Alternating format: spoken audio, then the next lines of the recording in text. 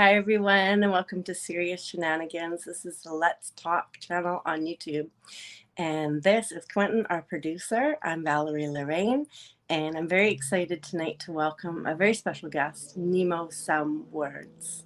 How you doing tonight, Quentin? I'm good. How's everything going? I was I was looking at the promotion for the show, and I must say to you, you found Nemo. How did that happen? I did. I found Nemo. How did that It happen? was a search. I called the search Finding Nemo. Okay, okay. So tell us about Nemo. All right. All right. So Nemo Some started writing poetry as a way of fighting his mood disorder. He now shares and performs his poetry to offer catharsis to his audience. Together, they acknowledge the mental and emotional trauma in their lives while pushing back against the darkness and isolation that's inherent with such trauma. I am the paper warrior. I fight the wind, he says. During his Great, great. 20 years working in technology, Nemo needed to write tight, efficient code. He now uses this ability to write micropoetry, concise and impactful short poems. He is proud to be a member and workshop facilitator for the Guerrilla Poets, a nonprofit group of artists bringing art education to their community. There are a few things he enjoys more than cooking and baking with his kids. You can find him on Instagram at underscore some underscore words, and some is spelled SUM. You can download his first book, Into the Exclusion Zone, and find his social media links at www.nemosomwords.com. So And this, that so is ne- his so Nemo, bio. so Nemo is number 3 on the list. So I know This you got is a, the I know you got a success. list of poets. So number 3 is a special number for Nemo.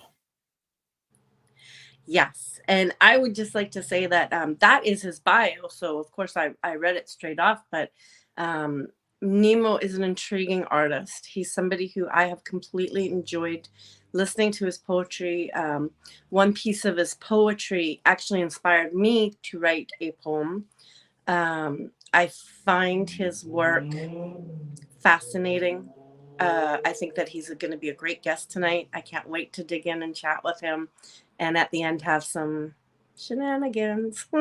Well, it's going to be an interesting night. We shall see. Without We further shall. ado.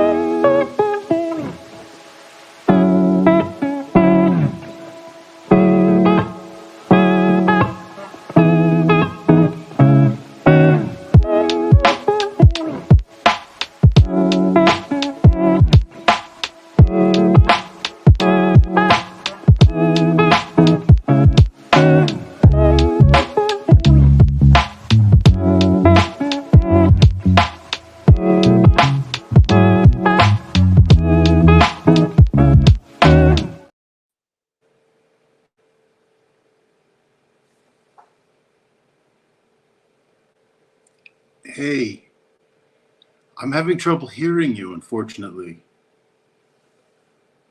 Did I?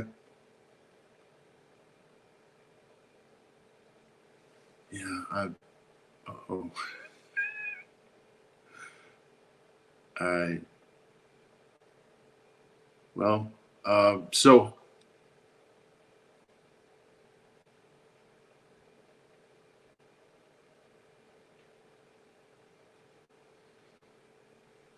I guess this is going You heard out. me, Nemo? Yeah, I can Nemo, hear you now. Yeah. her technology has kicked Val out again, Oh, no. unfortunately, which is a very Okay. interesting thing that this happened. She'll be back. She's Okay. got you. So now you can sit there and talk to the invisible man. Okay. All right. Hello, Invisible Man. How does it feel being ah, invisible? great, great. Great. I'm just gonna say it straight up. That's annoying as shit. That's the second week it's Yeah. happened to me. I'm not Yeah. sugarcoating nothing. That was No, yeah, technology can be fun. right. That Yeah. was jokes right there. Right. That was the technology gods Joking, Yeah, right. right? They're like, lady. I'm like, I'm back. That's great. um, so my question that nobody could lip read from me was, how you doing, Nemo? Good, good. I'm doing well. I'm excited to be here. Well, I can't thank you enough for joining us. I'm super excited to dive into chatting with you and, really getting to know you on a different level. As I always tell my guests, like we know each other through IG and doing lives, and everybody has a queue, and you have to be mindful of who's up next and how many people are in the queue, and you really Absolutely. don't get a chance to do a deep dive with somebody on open mic. So I'm very happy to be able to do the show and have you with us tonight. Awesome. I'm looking forward to it. Yeah. So tell us about Nemo.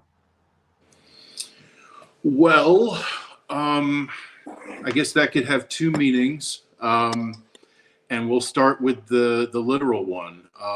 Nemo is Latin for no one. And it's sort of it's a joke going all the way back to Captain Nemo on the submarine in 20,000 Leagues Under the Sea. It's Right. Captain Nobody. Finding Nemo, kind of a joke. It's Right. finding nobody.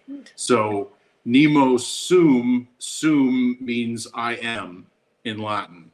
So Nemo sum is I am nobody. Right. And it started out as actually kind of as a joke. We're talking about jokes tonight.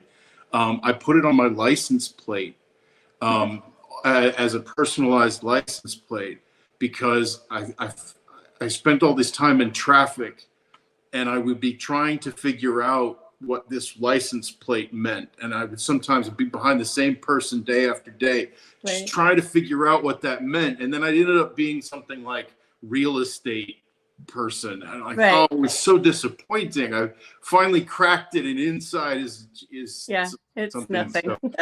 So I decided it would be funny to put in Latin, I am nobody, on my license plate. And so if anybody ever figured out that it was Latin and looked it up, it would Right. be a joke. Right.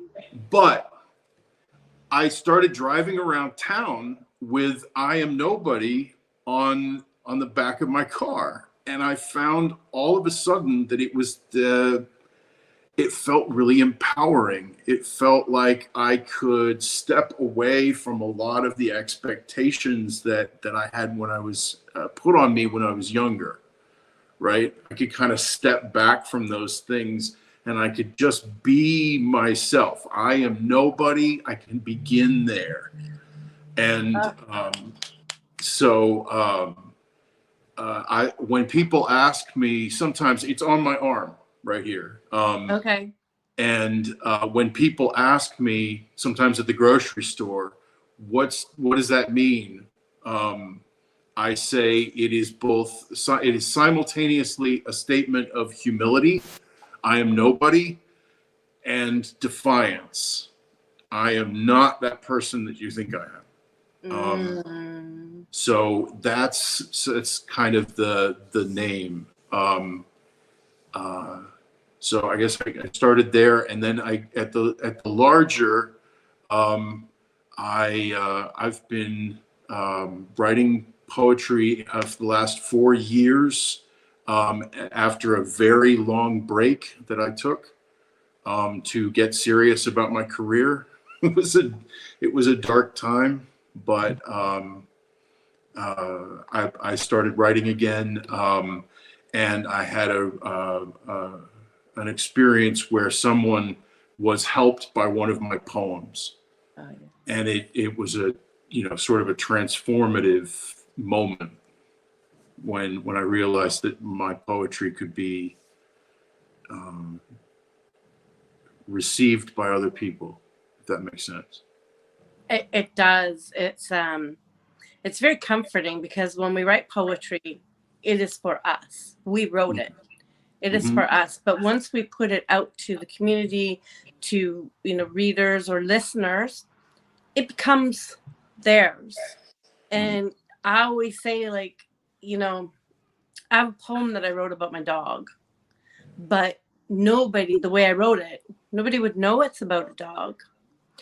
And when I put it out there, you know, it's like if somebody thought in that poem, like that's about my husband or my grandma or what, like, you know, that is what they can take from it. So when people ask me what my poetry is about, sometimes they don't mind saying, but there's certain poems where I'm like, you know, because you don't want to take that then away from that person who needed Yeah, that poem as for their absolutely. grandma or whatever, and then say, well, it's about my dog. And they're like, oh, Right, that just ruined it for me. right. But I kind of went left there. But Oh, basically I was saying, like, you know, it is so beautiful when somebody connects with your writing and it is relevant to them in whatever way, you know, however, whatever level they needed it at. And it's just heartwarming that our words mean something to somebody. Yeah. absolutely. Yeah. Yeah. Oh, I feel you on that one. Um, so how did you get into poetry then? Like what brought you to write poetry? Well, it started the same way both times. When I was 15, I was living with a bunch of college students in a campus in Italy, and I found it very frustrating because I couldn't really talk to anybody. 19-year-olds don't really want to chat with a 15-year-old about life and stuff. So I found myself unable. I wanted to say all of these things. And so I was walking down the street and past the stationery store, grabbed a notebook, and why did I start writing poetry? I don't know. I don't know, but that's what I needed to get out. That's what happened. I just started putting it down because I had words that needed to be said. And I guess there's a gray area at some point. What's poetry? What's prose? What's, you Right. know, just short fiction versus what would be a poem? But I feel like the poetry is the playing with words, the doing more than just these are the words I want to say, but really, you know, the rhyme or the meter or the double meanings, the personifications, the metaphors, etc. It's powerful, but it's also a game. It's also a puzzle that we put together, I think, and it's a game we play together. Very Um, much so. Would you yeah, consider yourself a freestyle poet? I guess so. I don't tend to like. I've got a few rhyme and meter, but mostly I would say free form. Yeah, yeah. Okay. Whatever I'm being moved by at that time. I think. I can relate to that. Absolutely.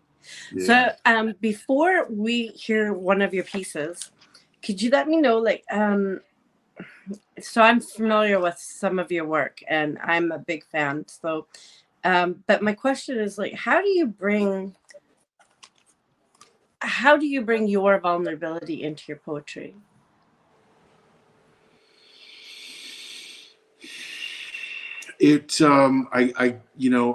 Wow. That's a great question. I think that part of the nature of the poetry itself is that it comes from that deepest part of the child, you know, what we call an inner child. It's the vulnerability flows from that, from there. And it is that part of me's desire or need to be heard Mhm. that brings the poetry out in the first place. Mm. I have to be courageous enough to go ahead and let it pass by me to get out into the world by putting it on social media, by performing it. Um, but I think that the vulnerability is there in the poetry for me from the outset, and it's really a question of curating that, if that makes sense. It does. It really does. It was a great answer. Oh, Um, thank you. Yes. So would you please indulge us with a piece? And I'm going to read along because I know you sent it to me and I love reading along. Okay. This is Red Sky. The sky is red, but it isn't burning, isn't hot. And now it's full of the leather-winged heralds of hopelessness, who have screens for faces, ever broadcasting the message of their masters that something once had is lost, or at least it's fading fast. The wicked winds of change are blowing, and I am alone, driving away from the demon city, yellow lights blinking on and off and onto empty roads. And how fast I'm going doesn't matter, because there's no reason to stop, no reason for these tears, hands gripping the steering wheel, too tired to brush away the exhaustion that creeps up my shoulders to my neck. Exhaustion that is going to crawl into my ear canal and make a painful passage to my brain.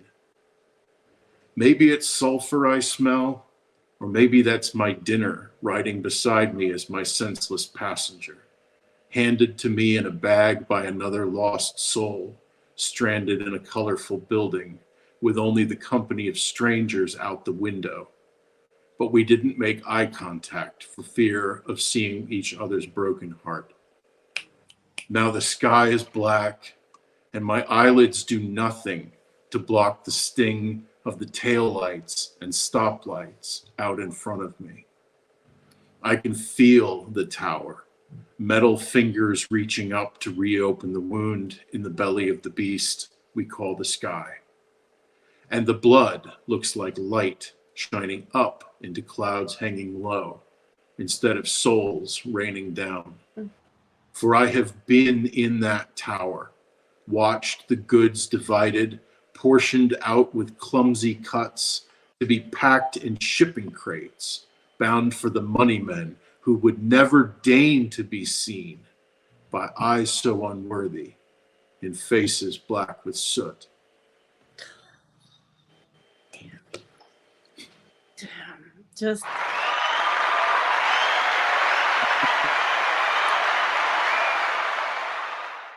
And that poem ends with a semicolon because I'm not sure if it's done yet. I feel like there might be more to say, but for the moment, I feel like that piece needs to be out there. So yes, and I agree. It's phenomenal, and I would hope that if you do choose to do something with it, you would do a part two. You know, as yeah, because it's phenomenal the way it is. But I know as a poet, sometimes we're like, not sure. But you know, I just want to say, like, I mean, oh, this line of the leather wings heralds of hopelessness. That is just phenomenal. But um, what I love is how you talk about, like you say you're driving, but instead of saying that you're seeing other cars, you're like yellow lights blinking on and off onto empty roads. Like it gives such a feel of there's other people there, but there's empty roads. So people are, you know, they're leaving, they're going home or they're going somewhere else. And it's just phenomenal. And you do it a few times, like you do it again later, instead of saying that, you know, it's a drive through, you know, you go to stranded in a colorful building. And it's just so beautiful because it follows the sense that you're giving in this poem of everything is so void of faces and of description and, you know, beautiful, but we didn't make eye contact for fear of seeing each other's broken heart. My Lord, what a line. thank you. Absolutely stunning. So that is based on a real guy. That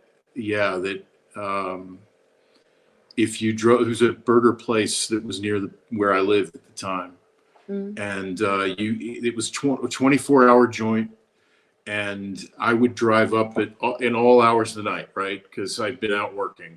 Right. And he, through the microphone, would do like the most friendly voice. Like a lot of people thought it was a recording, you know, hey, how are you? Right. Welcome to Burger Place, right? And he Right. would do the whole, you know, you'd say, well, I'd like one without onions. Without onions, you've got it, you know. But when you drove around to pick up the order, when he came out the window, he wouldn't talk. He wouldn't say anything. He was just like, here, go. Like, and so I feel like sometimes that's, that's, you know, like us, when we're talking through a microphone, then we can put our all into it. But when it comes to actually trying to interact person to person, that can be really challenging. And I feel like in that situation, both he and I were trying to do the right thing by working, and we both felt like something was terribly wrong. And so that may have over-explained that line, but there it is. No, I don't think it did at all, because, you know, I think there's a lot of people out there who do just that, right? Like, especially when we went through COVID, we spent a lot of time online and, you know, enjoying people's company, possibly having really great conversations. But then you get face to face with somebody, and it's like, I don't know how to act, because you're not behind a screen. Like, you know, like, Right. I think it really changed the dynamics. And I think, you know, I think sometimes people can really be in a bubble and do what they need to do, but as soon as it comes to people, they're like, Yeah. So you really did explain that quite well. Thank you for that. Thank you. Before we go any farther, I just want to acknowledge that there's some people in the room, and they're making comments, and we see you, and we're so thankful for you to join us tonight. I want to thank our producer, Quentin Ford. He's behind the scenes. He's running the show. Without him, we would be lost. And this is the Let's Talk Network. So we do hope that you would like and subscribe to the channel, but also hit the notification bell so that you get notified of this show and the many others that run on this channel during the week. So back to our show. That was our little commercial break. How did I do? That's great. Yeah, wonderful. Yeah, so you know what I really wanted to ask you? I wrote these questions earlier, and I was very specific to wanting to know more about you. Okay. What challenges do you feel stop you from producing your work? Ooh. Oops, sorry. I feel like there's a whole, you know, like the four riders of the apocalypse, right? There's the four riders of writer's block. I think there's a number of different reasons. Sometimes it's trauma. I had some stuff happen to me a few years ago, and I couldn't write right after that. I had to go for months.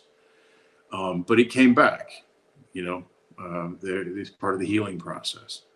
So I think sometimes that, you know, too much is happening in our lives, and that disconnects, or too much is happening in my life, and that disconnects me from my writing. Right. Fear that just keeps coming back. That will separate me from my writing. If I don't feel like a piece is strong enough, even if it's something I really want to say, I really want to explain to people, but I don't feel like it's like it's good enough, or I'm feeling like it's extra vulnerable, and I don't know that I want to do that.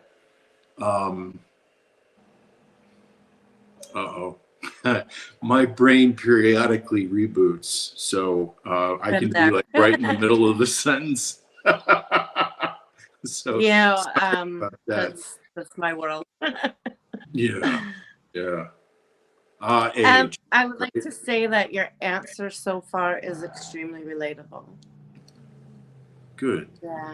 You know, I think I remember writing one of my most vulnerable pieces at the time, and I literally, I'm not a crier, but I literally got to the point of tears for almost a week because before I even wrote it, because I knew I was going to write it.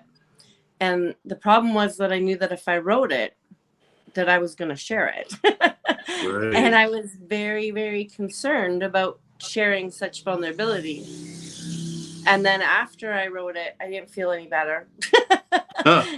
You know, like I was really upset about it for another week. And then after I did share it, I was very okay with it. But, you know, that was one piece that I can say I've never experienced that before. But when I chose to become so vulnerable, like that at that depth and that particular subject, I was a mess. Yeah. I was a mess. And, you know, I have said it before, but I don't often share that piece nor the story, but I can clearly relate to that. You saying like, oh, if a piece is too vulnerable. Yeah. Yeah. Sometimes it's hard to put it out there. No. So, yeah. Yeah. I think those are the main causes, the challenges that stop me from producing.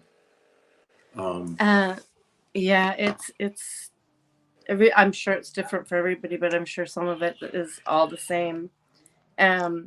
What bolsters you or inspires you with your work? Listening to and spending time in the company of other poets, going to shows, listening on open mics, going to in-person open mics, going to in-person shows.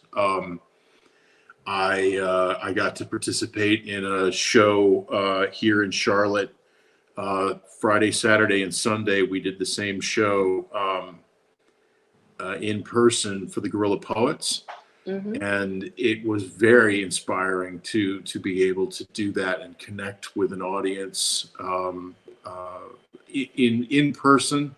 I think that there's a lot to be said for the online experience, and I love it. And it's definitely a way to connect with people across the globe. But there is something different about being in a room with a group of people, and in this case, we were performing primarily for non-poets, and that was really interesting too, because you know, I think with online I get kind of used to performing for poets, and that has its ups and downs, right? Right. But being in person again, that was pretty cool. So Oh, congratulations! That sounds amazing. yeah, thank you. How did Anytime that happens, that's when I'm getting home and I'm scribbling in my notebook, right? That's when that's when the voices start coming, right? And the words start coming. So yeah. How did the non-poets enjoy the show? I think they really liked it. We had people come up after the show and say that they really enjoyed it. We certainly got some good applause and engagement.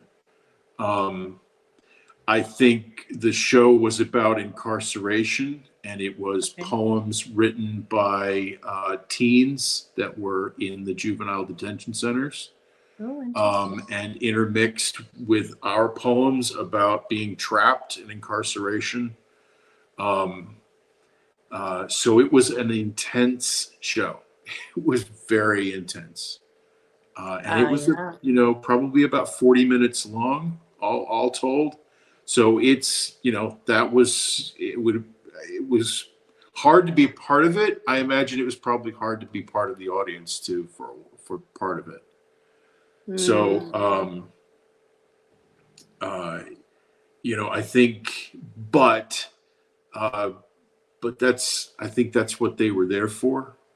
In this case, it wasn't just people off the street. It was people who got tickets to come and see us. So I think that there was a desire for that kind of intensity, that kind of, you know, they were seeking it out. So I probably personally would have enjoyed it because, like, I really like intense drama, as long as it doesn't involve me. I like drama, but not if it's no drama here. right, right. I try really hard to avoid drama personally, but I want to watch it. Yeah. Wow. You know what? Give us another piece, Okay. please. Okay.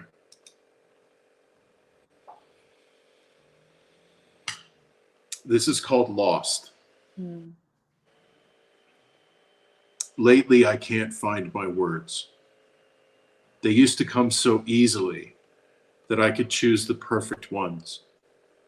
I get others' words stuck in my head, songs and slogans, their sing-song simplicity stuck on repeat, saying nothing over and over, but my own are missing. The other day, my doctor asked if I felt afraid. I tried to explain that I have an urgent need to not be wrong anymore, that I feel unbearable. But he just nodded and we moved along. Abandonment runs in my family. My people don't say goodbye when they leave. And perhaps that's because they don't have the words. So maybe I am afraid. Maybe I don't know what I'll do when the next big wave hits. Maybe I feel like my determination is waning. Maybe I fear that my mind will crack again, and what I say will only serve to send me to a place where my words mean nothing. Damn, sir. um, poof, so powerful, and I mean personally relatable. I mean, for starters, just right up here, I get others' words stuck in my head. Songs and slogans, their sing-song simplicity stuck on on repeat, saying nothing over and over. Okay, that right. I was with you. I was like, damn, I hate that too. and Yeah, right? and then you end that, but my own are missing. I was like, oh, he just slapped me in the face with that. Like, and here is where I felt a really deep connection with you personally. You said abandonment runs in my family. yeah. My people don't say goodbye when they leave. And that hit me right here, right? Personally. Mhm.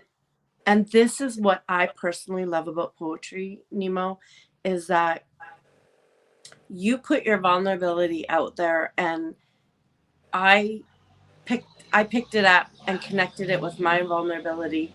And I appreciate you getting vulnerable in that way, because there's something I always like to say that that when we're not well, right, mentally, when we're not well, we tend to pull away. And I believe that I'll use the term the devil's work to make us feel like nobody would understand what I'm going through. Nobody knows, when the reality is, like, of course there's lots of people in the world who go through. We're individuals, so it's an individual problem and unique to us, but there's lots of people in the world who go through something similar in their unique way. And I think that when we start to become vulnerable and shed some of our things, even in just a few lines to other people, it helps them realize, no, I am not alone in this. And I can make a connection, even if it's for this moment when I'm hearing this poet speak. Mm. You know?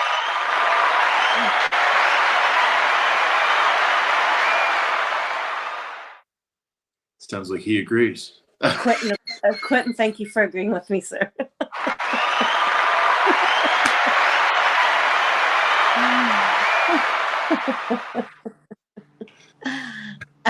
That was wonderful. Thank you, Quentin. Okay. This is one of my favorite questions. I haven't asked it yet, but I love this question. Okay. If you could spend an afternoon with anyone, past, present, somebody who's passed on, historical, doesn't matter who you pick, who would it be, and what would you ask them?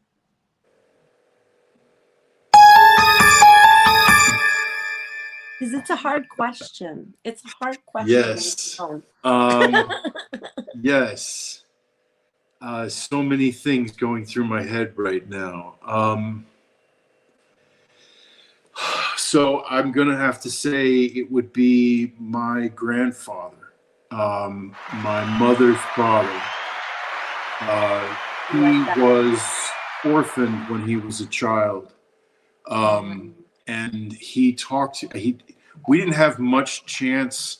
We didn't have much overlap where I was an adult and he was capable of having a conversation with me about it. But we did have a few conversations.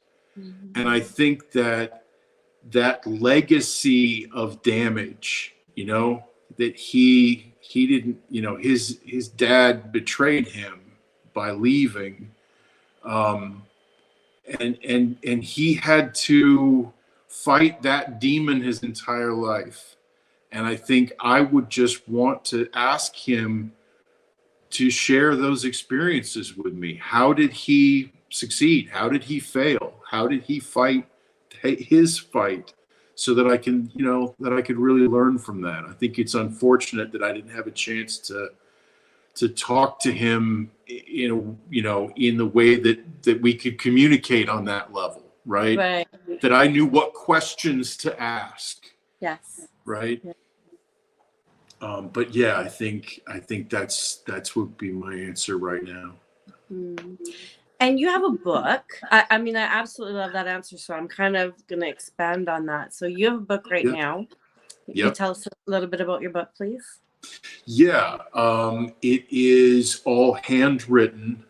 So I got a Japanese calligraphy pen. Is right here. This is my calligraphy pen, and I wrote out a lot of my micro poems. I think it's about 25 in the book. And then I had a friend of mine from high school, very, very talented illustrator, do illustrations that are interspersed through the book.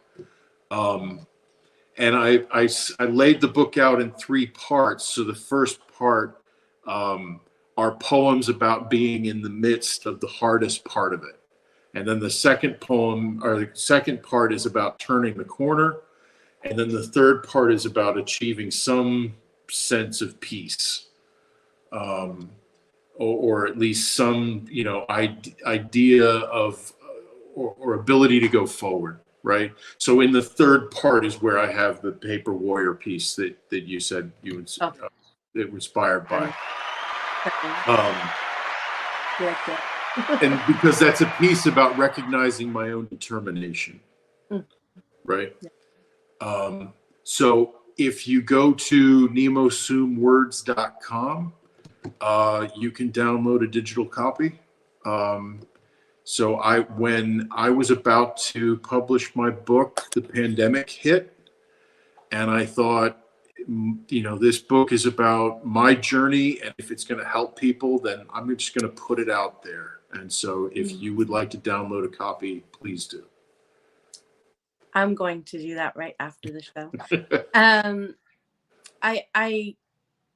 What I wanted to say was that I love that you're a poet, and I love that you wrote a story in your poems. You write a story in your poems. I can see that.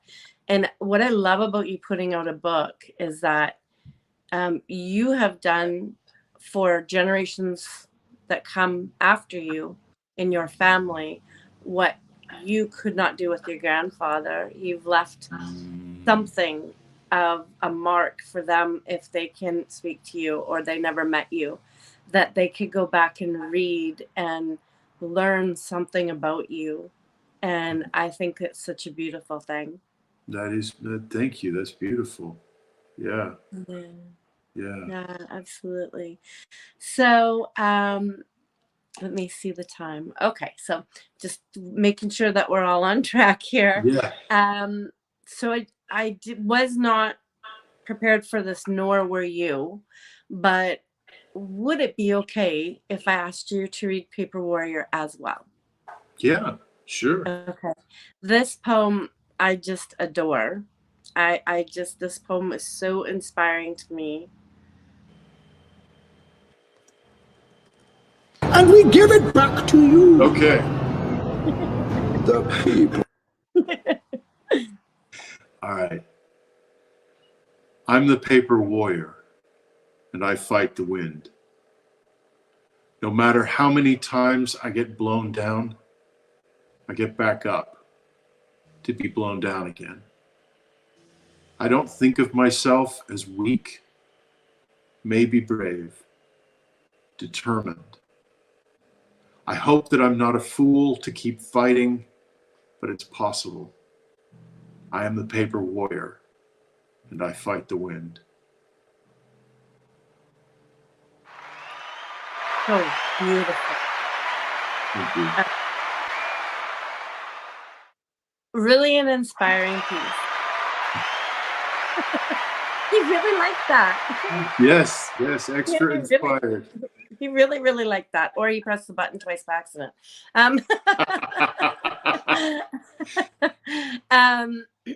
No, I find that piece completely inspiring, completely relatable. Everybody goes through something where they feel like they've been kicked down, or is in the poem blown down, and you have to get up, and yes, you're blown down again, but like you get up again. Right. And you do what you need to do. And even if sometimes in that we feel half-hearted about what we're doing because we're just going through the motions, but we still got up. And that's what that piece speaks to me. Just love that piece. Thank you so much for indulging us. Thank you. Absolutely. It's a piece about having a mood disorder, as many of my pieces ultimately are. But it's an insurmountable the odds. With sometimes with mood disorders, there is no fully healing from it. It's a healing process, but that it's never going to go away. It's never going to be gone. Right. And I think for a long time that really bothered me. That really got into my head and into my heart, really, is that I felt like I can't win. There's no way I can win.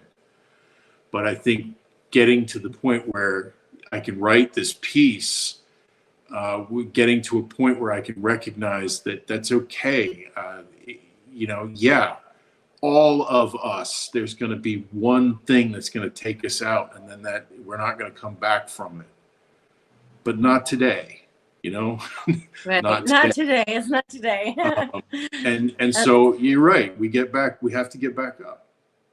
Mm-hmm.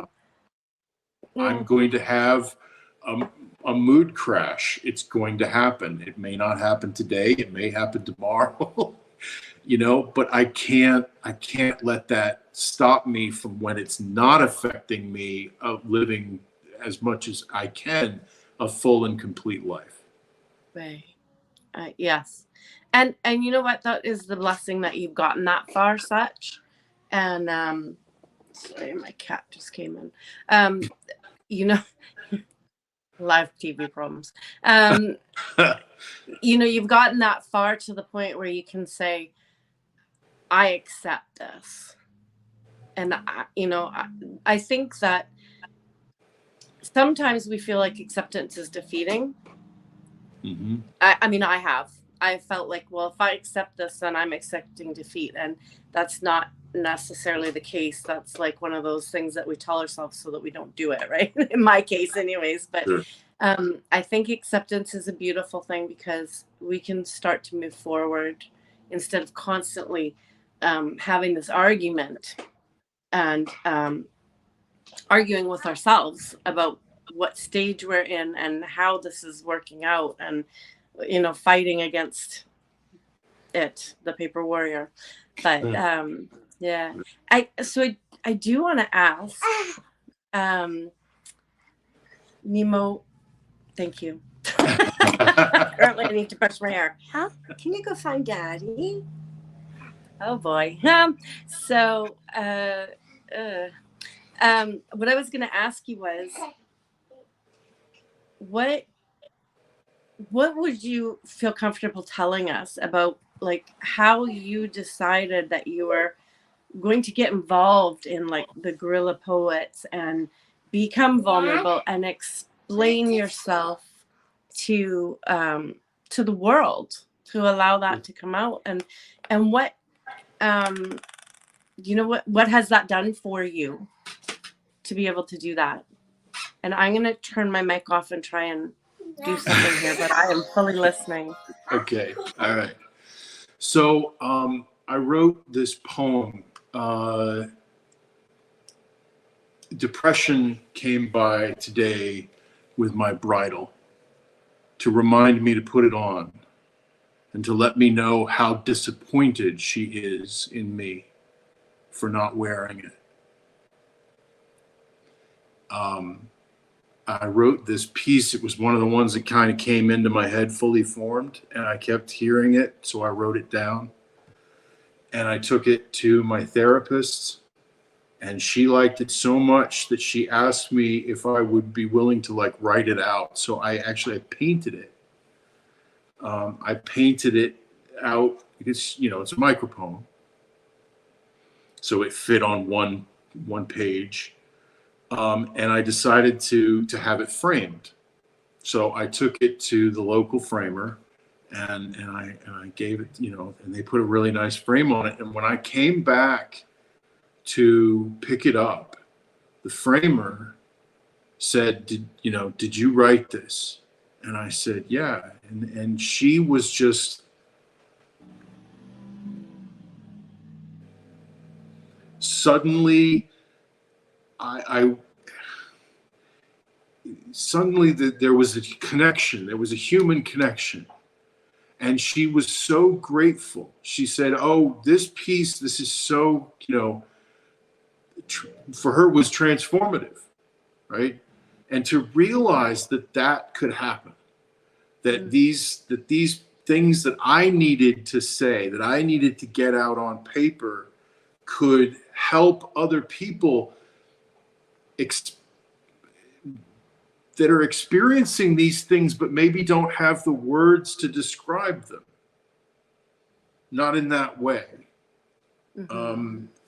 That, as you were talking about before, that phenomenon, that amazing thing where two people come together, share vulnerability, yes, and achieve a great freedom and healing that comes from that, right? Right. So to recognize that was there, I think at that point, given the nature of me, who I am as a person, there's no point at any thinking of doing anything else at that point. Once I realized that my poems could be helpful to other people, that they could help and have helped people to say things that they felt that they weren't otherwise able to. Well, I'm dropped everything else. Right. And yeah, I want to do that. So that's what I do. Nemo, I love that story, and I have heard it once before, some time ago. And when you're retelling it now, I heard it differently. Like, it's the same message, but I heard it differently. And my thought as you were saying that was that you are meant to go to that printer and connect with that person with your poetry. And I always find, I don't think there's coincidences. So, I just believe that that was an incredible gift. And I love that story. I love it. Thank you. Oh, please. Can I get you to read your next piece? Yeah. So my next piece is a micro triptych.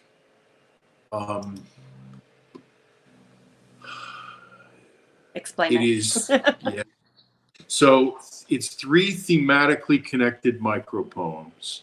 It is really the solution to a problem, which is how to perform micro poetry on an open mic. Is if I Right. try to come in with a poem, with a micro poem, just about the time that that the audience has settled into listening to me, I'm done. Right, the micro poem is over. So so a micro triptych takes 3 micro poems together to extend the time, but also to give it more depth. How the 3 poems talk to one another is sort of the reason why the micro triptych exists. Hi, I'm back. All right. I was just booted right out of the studio. Ah, I was like, what? wouldn't you know? Right? So I was explaining the micro triptych, Yes. that it's And 3 I'm thematically connected micro poems. Yeah, absolutely. I love that you do that, and I can completely understand how going up on stage, because I write micros as well, and my micros are shorter than yours. So I could imagine going up on stage and giving my you know, your blood, I am innocence. We loved until I understood. Mic drop. Right. Right. Right. See ya. People are Yeah. like, what just happened here? Yeah. So I love what you've done with this, and with no further ado, as long as I stay on the screen, let us hear it. Okay. Depression has been sitting on my couch today, making exasperated noises, carefully interjecting in the quiet moments what could have been if I wasn't such a disappointment. Despair is close by. I can smell her hiding and waiting for me to come and find her so that she can hold me until there is only breath and pain, because there is always pain. Do you ever have a day where you don't want to be awake, but staying in bed means more nightmares? Do you ever get up to find depression waiting in the hallway in all her splendor? Do you ever feel like you're trapped in a glass box and you can't touch anything? Everything is separated from you by a cool, lifeless pain. Do you ever get to the point where you haven't eaten because that would require making a decision, and that's too much to ask right now? Do you ever believe that everyone is upset and disappointed in you? You've used up the last of your friends' goodwill and support, and now you truly are alone. Do you ever sense that your messages aren't getting through, your words wasted, sent into the empty? Do you ever feel sad, and the only reason is that your mood has decided to fuck with you today? Do you ever want to scream? Do you ever need to cry? Do you ever have one of those days? Help wanted, urgent to fill. Must have experience with crisis and crashes and crying.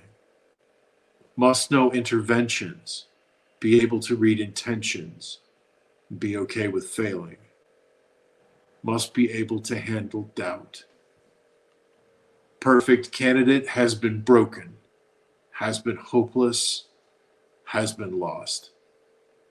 Must be able to find the light at the end of the tunnel, or at least never stop trying.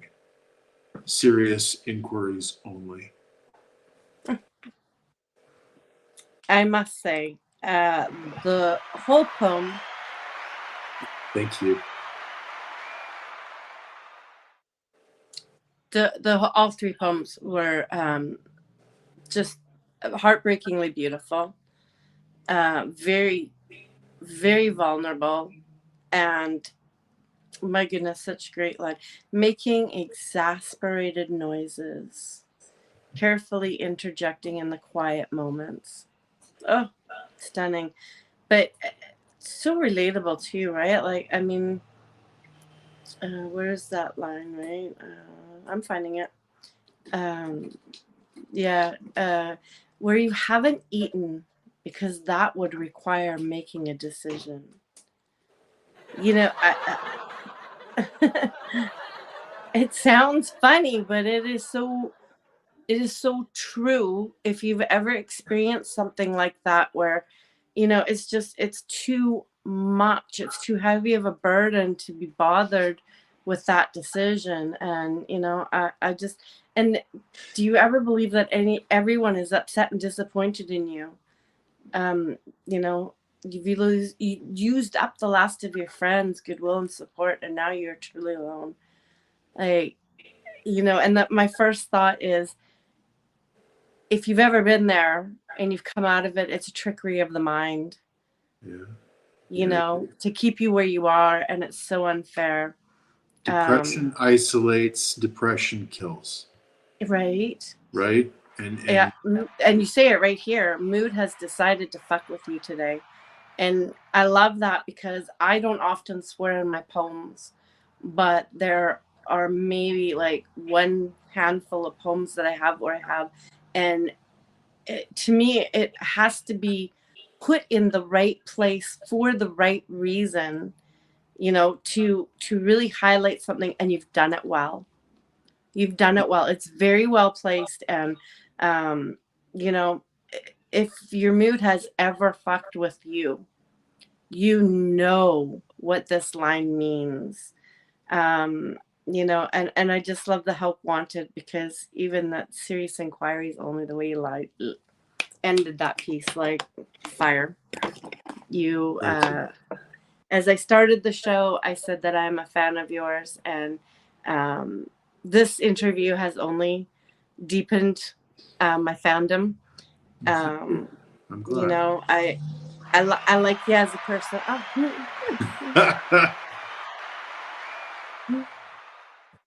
I like you as a person, and I admire your poetry. I admire the vulnerability that you bring to it, because I myself know what it is to bring it. And I believe that if you are a true writer in any sense, Mhm. if you are not bringing vulnerability to what you're doing, you're missing. You're missing that connection with your audience. You're missing out on the opportunity to become self-aware and to heal yourself and others, potentially others. So when I see that, and I know I'm not the only person who feels like that in our community that you and I run the streets in, but it's the consensus, even if they word it differently. Although I think I did a great job. Me too. Oh, well, thank you. I got a little extra laughter there. And you missed my cat made an entrance while you were Oh no. the cat decided to crawl back there, so she was interested in your feast as well. Cats are big fans. I can't help it. They're really into my work. Yeah, well, she was right in there. You guys couldn't see her, but she sat on my armchair and was just staring for a while. So, hey. Yeah, when I'm performing, I try to get something to dingle dangle while I'm doing it. Right. You carry a pocket full of catnip with you. Right. There you go. Right? Well, I think we've kind of segued into our we're gonna do our segment, which is the shenanigan parts of it. And I don't know if Quentin has the little promo. Back to you, the people.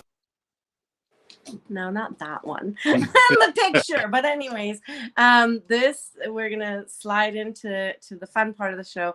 This is called Play Stupid Games, Win Stupid Prizes. All right. Thank you.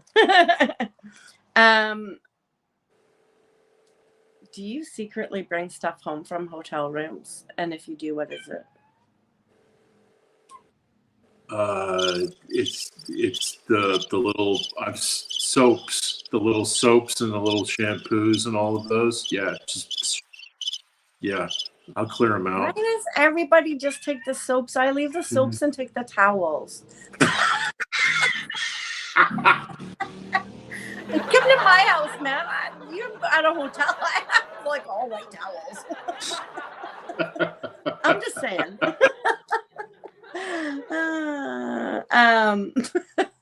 Yeah, when I travel, I'm like, get the towels. Make room in your suitcase. All right. Do you like chocolate covered raisins? Sometimes I'm not a big raisin person. I feel like there we go. Okay, well, I have a box of glossettes for you for that, and unfortunately, I did eat them. Oh, yeah, they didn't make. So you like chocolate covered raisin? Yes, I do. Can you say this in the meanest voice that you can? I like marshmallows in my hot chocolate. I like marshmallows in my hot chocolate.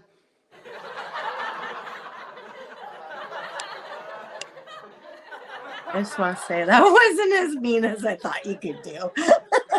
Oh.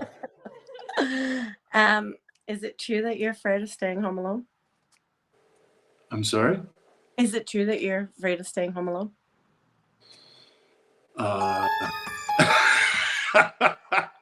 Well, I've always got my little dog with me, so it's impossible for me to be home alone. All right. Who would be the first person on your hit list?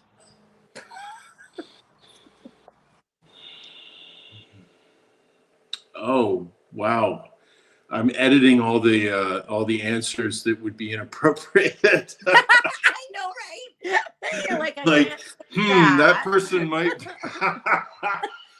If I tell them that, then I might be a suspect. Yeah, that's a bit of a. You're gonna pull out a notepad? Oh, okay, all right, yeah.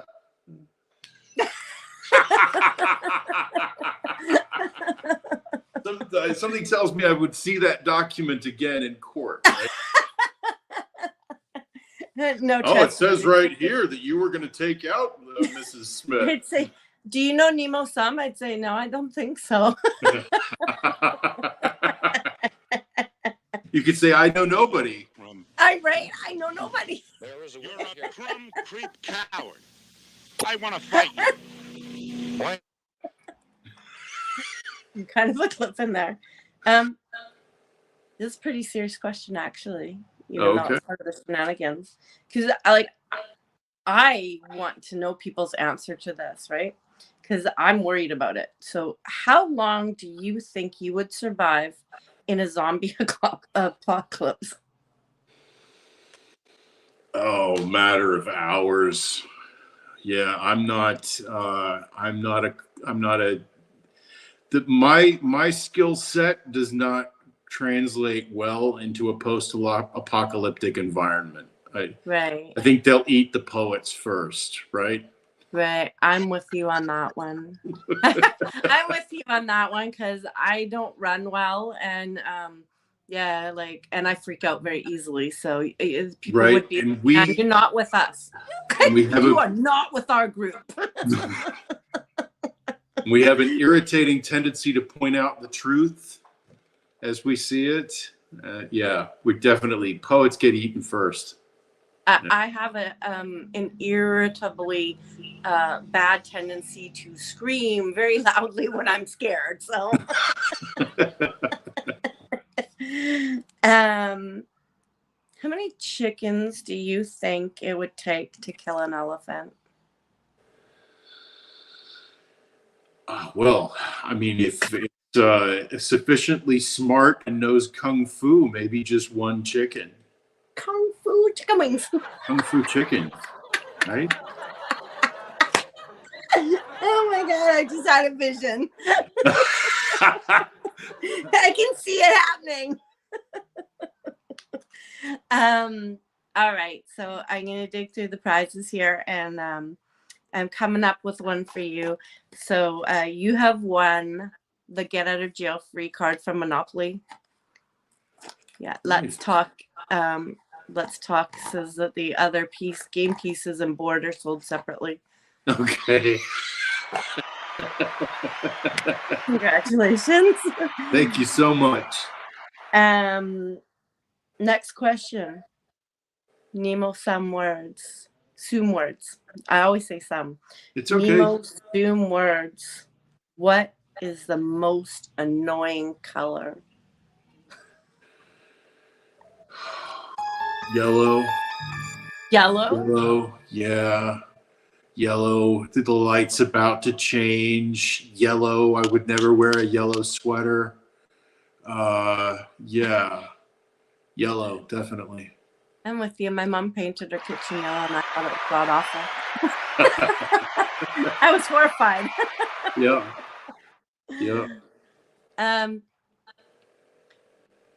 Would you rather have a salad for a head or broccoli for arms?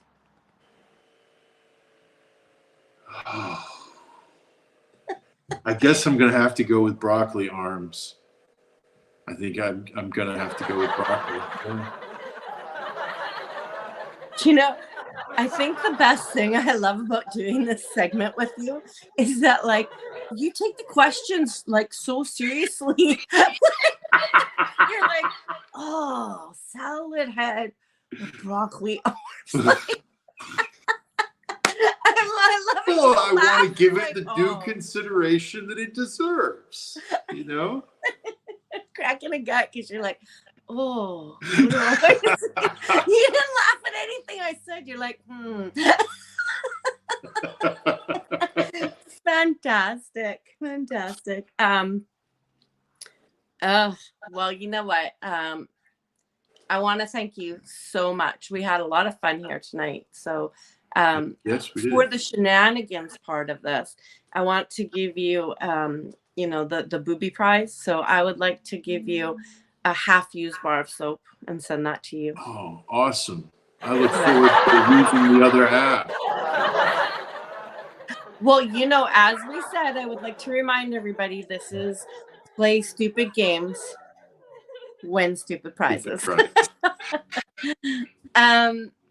Nemo Soom, I have had a wonderful evening with you, and I've really enjoyed my time with you. I want to leave this last part where I can open to you to say, like, what would you like your audience? What would you like to tell your audience? Is there anything that you would like to cover or say? Yeah. You are not alone. We are in this together. We really are. And I think that we can work to bridge the gaps and bring people together. And when we do, we get to participate in this miracle that you and I have been talking about this evening, where by bringing our vulnerability together, we're able to share that, we're able to come together. Two humans are hard to beat. You asked the question about how many chickens would it take to bring down an elephant. Well, two humans are pretty hard to beat. We are more than the sum of our parts often. That's one of the things that makes humans successful. That is so beautiful, and you have made me recognize, like, I feel the same way. I feel that there is a collective of people who I have met on IG, and some of them have come into this room to support you in this interview, and I'll take that as support of the show as well. And they are dear to my heart. And there's other people that I've met on IG as well through poetry who I feel so connected to you, and I made some pretty tight friendships. Um, and I don't think that I could do without them in times of need, in times of joy.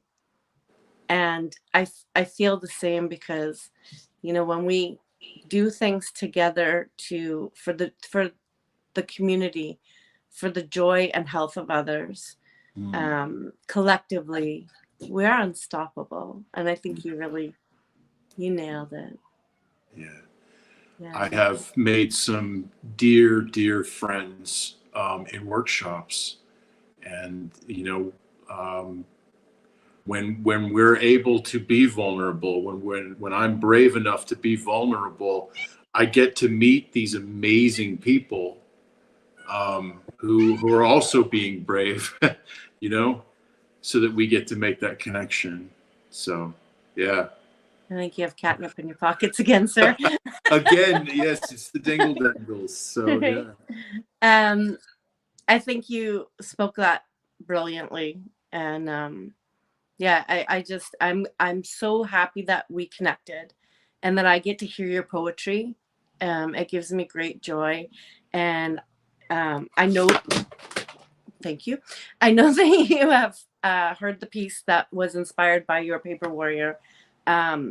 So, I thank you for being an inspiration in the community and being vulnerable with your poetry. Your poetry is healing people and letting them recognize that they are not alone. And I just, I don't know if people have told you that, or maybe told you recently, but um, I just want to make sure that you know that we see you and we see what you're doing, and it is a positive force that you are bringing, sir. Thank you. Thank you so much. That means the world to me. Uh, um, you know what? I'm going to do something a little bit different tonight because we still do have a few minutes left, and Okay. I want to bring our producer down.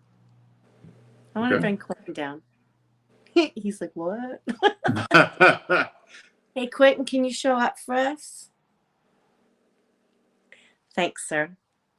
Quentin, I know that you're not a poet, but I know that you doing these shows that you are around poetry a lot. And I kind of want to put you on the spot for a second and just ask you, um, can you give some feedback on how you felt about Nemo Soom's poetry tonight? Oh, you have all types of different poetry that I hear every. Can you hear me? Just a little bit louder. Yeah. Now can you hear me? Yeah. You have all types of poetry that I hear on a daily, and sometimes a person's poetry through their own struggles can uplift others. One of the things that you said, Nemo, that I think resonates with anybody that will watch the show or has been watching the show is nobody is alone. We were created to, one of the reasons why we were created was to socialize. And we socialize because we're all going through what we call the human experience. Right. So something that I may think is small, you may think is big, and vice versa. And the only way that I can know that it's normal is I share my experiences with you and you share your experiences with me. And then we realize it's just part of life. It's just something that we all go through. And then we Yeah. realize, oh, it ain't that serious. Like you said during one of your poems. I think you said it during the poem. You're gonna have those days. It's ebbs and flows. Yeah. And the thing sometimes is, and I heard this today, in order to appreciate your wins, you have to lose. That's the only way. And I'm a firm believer of that. Um, because sometimes when have a task, we think it's just going to happen overnight or happen when we want it to happen, and that's just not going to happen that way. Life is not that way. So your poetry you have a gift. One of the things that most people may not realize is that it is art. It's timeless. It doesn't have an expiration date. So be able to share your gift, not just with people that watch, but with the world. Your book is timeless. It's there. So you can go 200-300 years, and unless the planet and people cease to exist, your book will be here long before you're gone. So think about that. Yeah.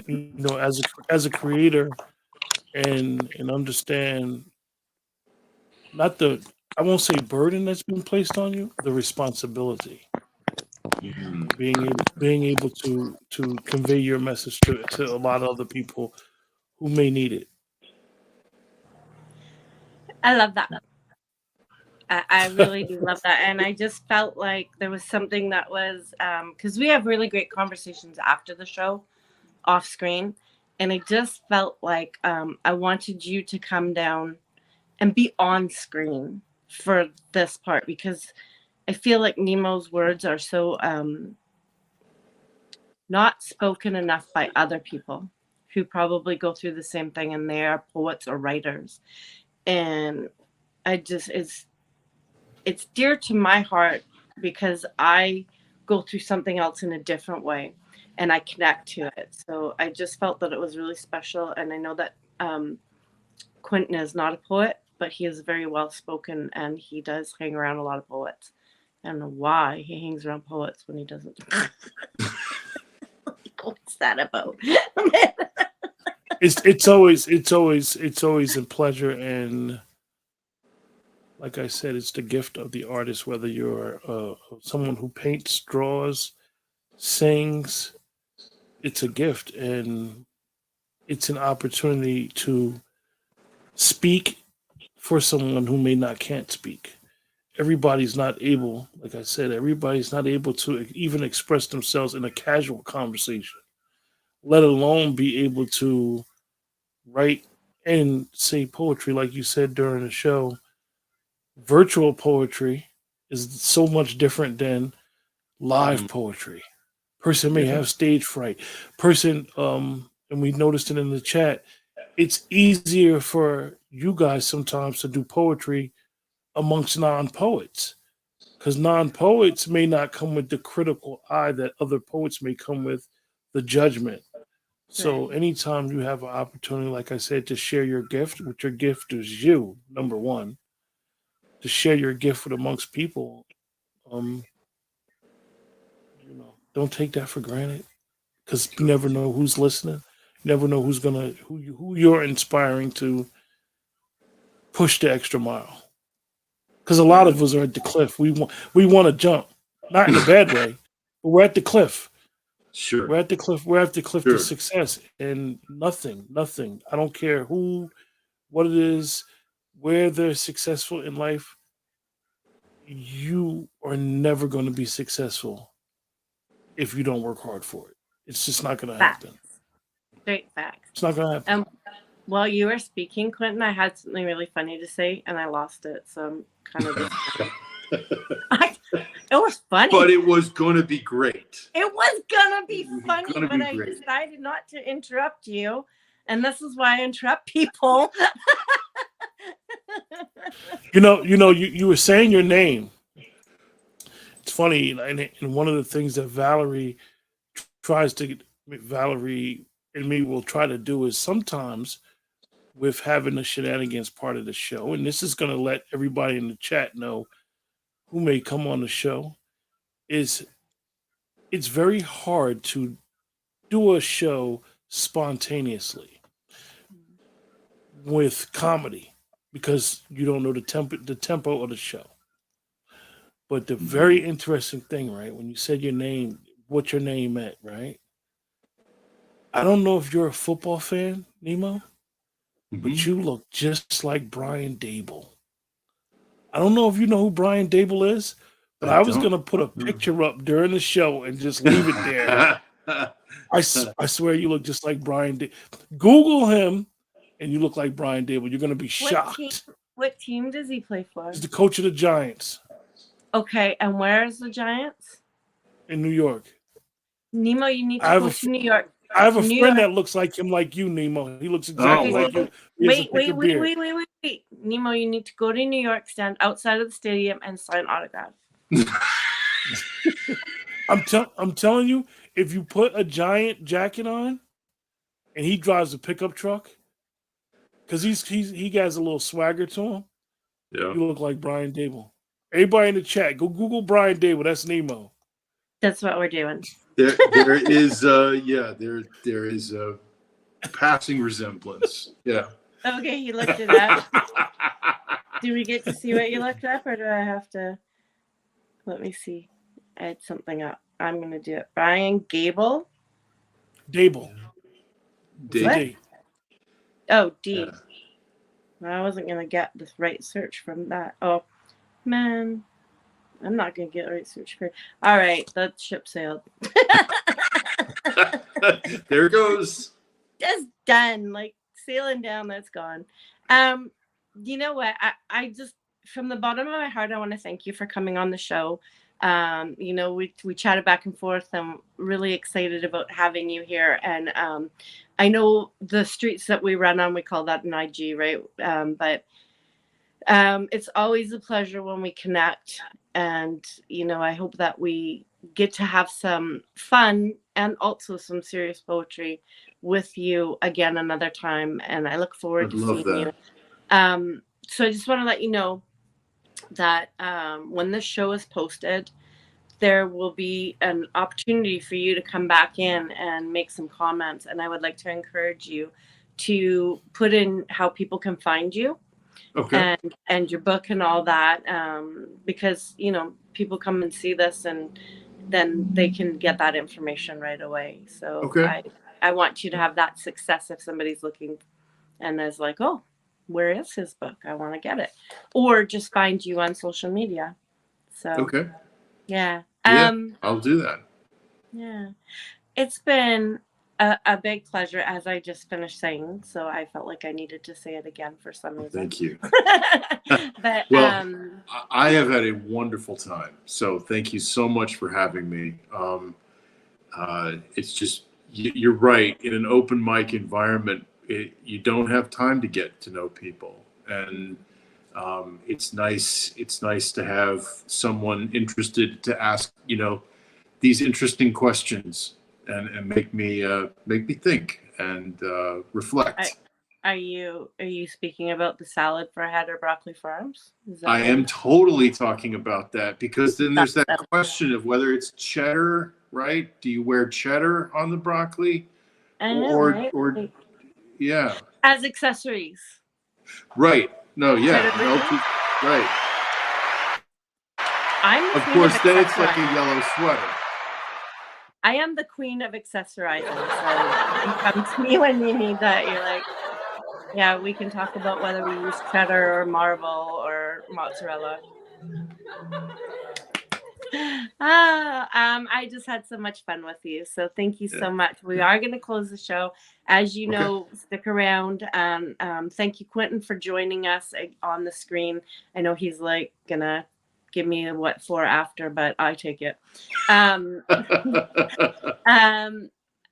So everybody, thank you so much for joining us, whether it was live or in replay.